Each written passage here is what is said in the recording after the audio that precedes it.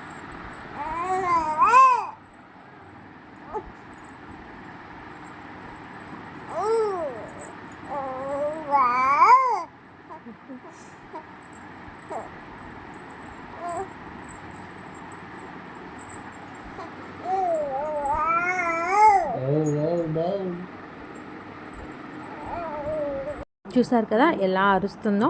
So మాకైతే ఇంకా night duty అయితే స్టార్ట్ అయిందండి. తనకి ఇప్పుడే గుడ్ మార్నింగ్ అయిందనమాట. సో నెక్స్ట్ వీడియోతో అయితే మేము ముందుకు వచ్చేస్తాను అండి. Thank you so much for watching this video అండి. బాయ్.